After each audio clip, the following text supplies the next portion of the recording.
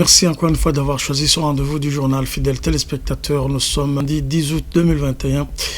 Voici d'abord les principaux titres. Les prisonniers de guerre sont sous la protection de l'article 13 de la Convention de Genève que le Burundi a ratifié relative aux prisonniers de guerre. Maître Janvier Bigirimana le dit après que le mouvement Red Tabara est sorti un communiqué à travers lequel il interpelle la CIRGL de veiller sur la sécurité de ses combattants.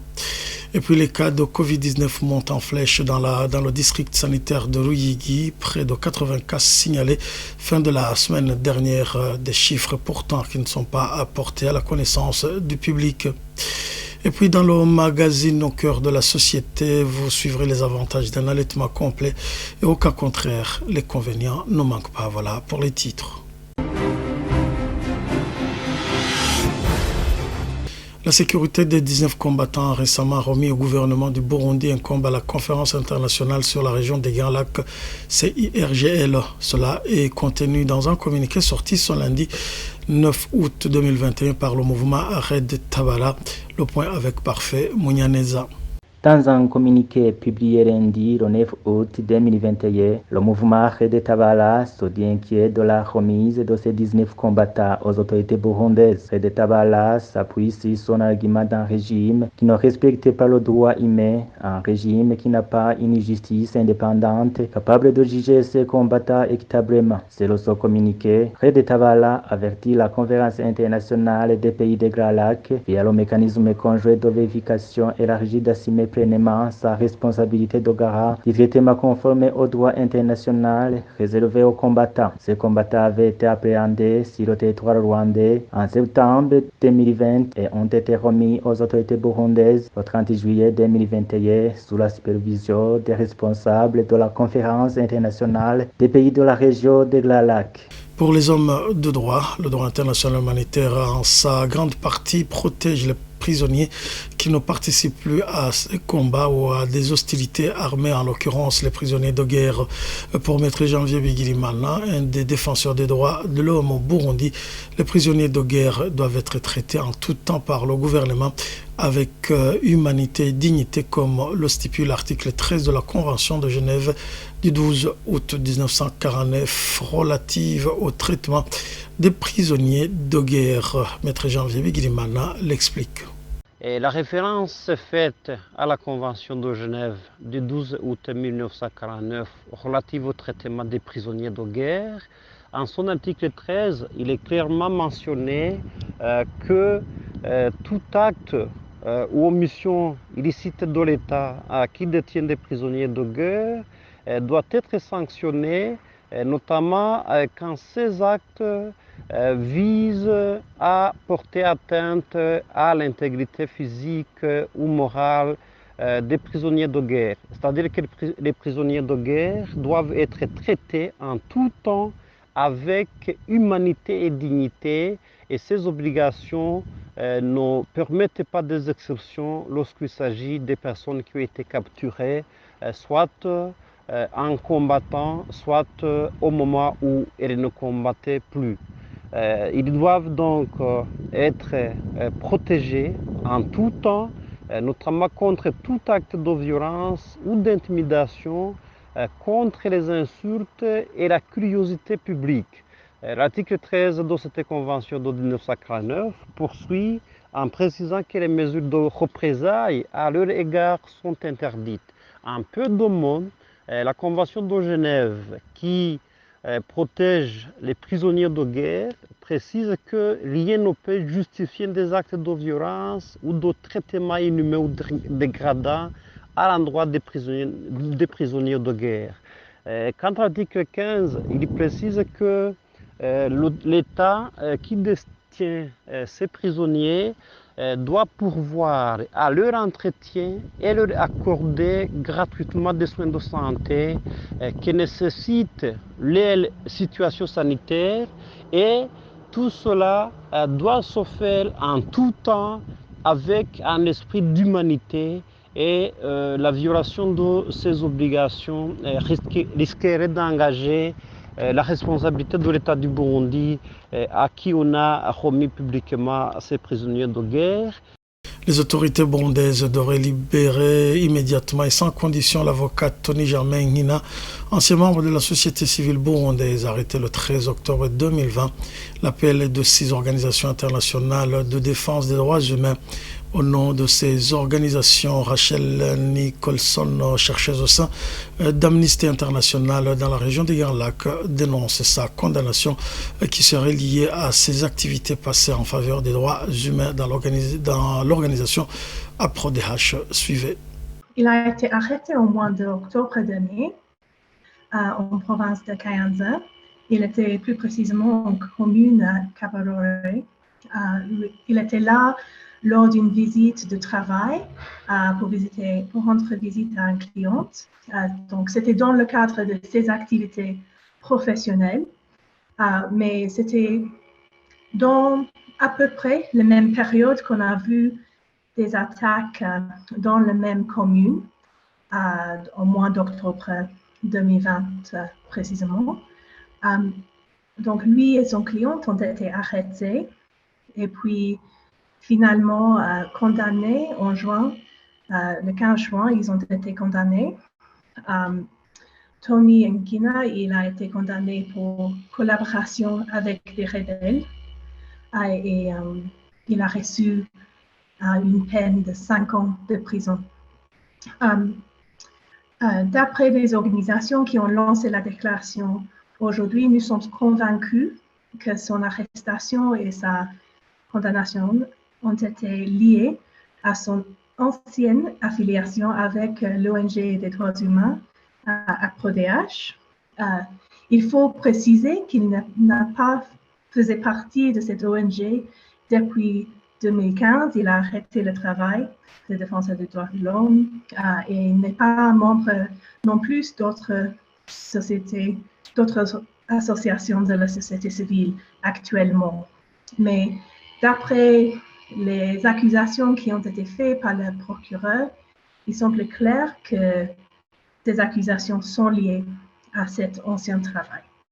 Donc, c'est pour cette raison qu'avec l'audience en appel qui arrive ce jeudi, le 12 août, nous espérons que les autorités vont trouver qu'il n'y a pas de fond dans ce dossier et qu'ils vont lui libérer comme il faut. Aujourd'hui, nous demandons aux autorités burundaises de lui libérer. Et donc, comme nous voyons que son dossier est sans fondement, nous croyons que c'est possible de lui libérer immédiatement et sans condition. Santé pour continuer notre journal. 76 cas de Covid-19 sont signalés dans les 2 hôpitaux chefs-lieux de la province Ruyigi à la fin de la semaine dernière. Selon des sources dans ces hôpitaux, 21 autres cas ont été enregistrés dans les camps des réfugiés de Nyanganda et Bugagiriza. Ces réfugiés auraient été contaminés par des malades transférés dans les 2 hôpitaux de Kwisumo dans la commune de Ubutezi. Des membres du personnel sanitaire de Ruyigi sont inquiétés par ces chiffres qui montent à la vitesse de croisière. Les détails, c'est dans ce reportage signé Ndouayo Jérôme. Le chef-lieu de la province de Ruyigi avec ses 2 hôpitaux est débordé. Jusqu'au week-end dernier, l'hôpital Hema comptait plus de 60 cas et l'hôpital rural de Ruyigi en avait 16, soit 66 cas au chef-lieu de la province de Ruyigi. Pour le moment, ceux qui sont testés positifs sont transférés dans les 2 hôpitaux de la commune de Butezi. Nos sources précisent que depuis le transfert des malades dans cette commune, qui compte des camps de réfugiés, il s'observe des cas de malades de Covid-19. 12 cas sont déjà signalés dans le camp des réfugiés de Nyanganda et 9 dans le camp des réfugiés de Bugagiriza. Selon les mêmes sources, certains des malades seraient des contacts directs des malades transférés en provenance de Ruyigi. Cependant, en plus de ces contacts des malades, d'autres cas seraient importés par des réfugiés rapatriés de la Tanzanie. Pour d'autres coins de la province, les hôpitaux de Kenya et Gisuru accueillent aussi des chiffres importants des malades de Covid-19, dont une bonne partie provient de la Tanzanie parmi les rapatriés. Ce qui inquiète certains responsables sanitaires provinciaux, les autorités du ministère de la Santé ne veulent pas que ces chiffres soient portés à la connaissance du public. Sur le rapport de la province sanitaire d'Oroyigi du 7 août 2021, sur un total de 27 tests effectués, 6 ont été testés positifs au Covid-19, soit un taux de positivité de plus de 22%. Avant de clore ce journal, aujourd'hui nous vous parlons de l'importance de l'allaitement maternel au lendemain de la journée mondiale et relative. Quels sont les avantages quand l'enfant parvient à téter pendant les 6 premiers mois et quand il ne totalise pas à ces 6 mois, quelles sont les conséquences? Vous retrouvez ces réponses à toutes ces questions dans ce magazine que vous présente Josine Kazé. Au cœur de la société. Au cœur de la société est une émission préparée en synergie par les radios Inzamba, Agatekakawe, Radio RPA, Ijuya Wanyagihugu, ainsi que la radio-télévision Renaissance. Du 1er au 7 août de chaque année, le monde célèbre la semaine mondiale dédiée à l'allaitement maternel. L'Organisation mondiale de la santé prône 6 mois d'allaitement exclusif au profit des nourrissons. Malheureusement, certaines mamans ont du mal à respecter ces recommandations à cause de certaines obligations quotidiennes. Comment se présente donc la situation au Burundi? Que devrait être le comportement des mères pour préserver la survie et assurer la santé d'un bébé? Les réponses, c'est dans ce mini-magazine au cœur de la société de ce 7 août 2021. À la présentation, Josine Kazé. Bienvenue. Selon une étude menée en 2018 par l'Institut des statistiques et d'études économiques du Burundi, ISTEBU, l'allaitement maternel au Burundi se fait jusqu'à 98,6%. En général, 83,6% des enfants âgés de moins de 6 mois bénéficient d'un allaitement exclusif. La fréquence d'allaitement jusqu'à 6 mois est moins exclusive dans les villes que dans les milieux ruraux. À titre illustratif, pour la mairie de Bujumbura, les chiffres sont de 62,4%. Le lait maternel contient des éléments qui nourrissent le cerveau de l'enfant et contient également des anticorps qui aident l'organisme de l'enfant à mieux se défendre contre certaines maladies. Explication de Dr Doussabé Fiston. Il conseille les mères à allaiter suffisamment leurs enfants pour assurer leur bonne santé. Il y a une grande différence entre le lait maternel et toutes les sortes de lait, que ce soit le lait en poudre ou que ce soit le lait de vache. Premièrement, j'établirais une différence entre le lait maternel et tout autre aliment qu'on peut donner aux nourrissons. D'abord, par l'évolution. L'homme, c'est un mammifère qui a évolué beaucoup. Son cerveau est doté de l'intelligence. Et donc, le lait a suivi cette évolution. Un nourrisson en a besoin pour renforcer son cerveau qui, plus tard, doit être intelligent. Deuxièmement, c'est en rapport avec la composition. Le lait maternel est constitué de l'eau à plus de 80%, des glucides à plus de 7%, des lipides à plus de 4%, des protéines à plus de 1% et plusieurs micronutriments à plus de 0,5%. Mais ce qui est très important, ce qui est étonnant même, c'est pas cette composition, mais c'est la variation. Et la composition varie en cours de l'allaitement. Dans une même tétée, et c'est 24 heures, et selon les besoins et l'âge du bébé. Donc pour dire qu'aucun autre aliment produit industriellement peut donner donc cette variation. Retenez bien que le lait maternel va se constituer, la composition va varier en fonction des besoins du bébé, en fonction de l'âge du bébé. C'est pas le poudre qui se trouve dans un carton qui va changer de composition. Et puis étonnant encore, dans le lait maternel, il y a des enzymes.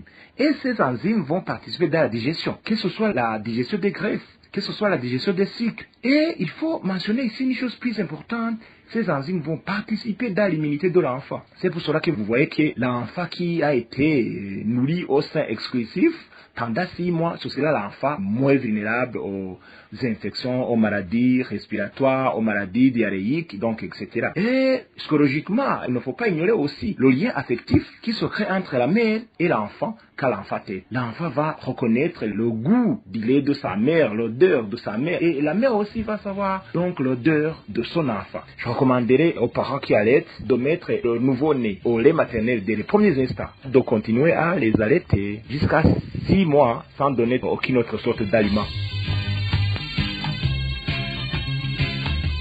Bref, vous venez d'entendre qu'un enfant bien allaité tombe moins malade. C'est cette intervention de Dr Doussabé Fiston qui met un point final à ce mini-magazine au cœur de la société de ce samedi. Vous étiez avec Josine Kadze à la présentation. Rendez-vous la semaine prochaine pour un autre magazine. Au revoir. C'était l'émission Au cœur de la société. C'est ici que prend fin notre journal. Merci de l'avoir suivi. À la prochaine.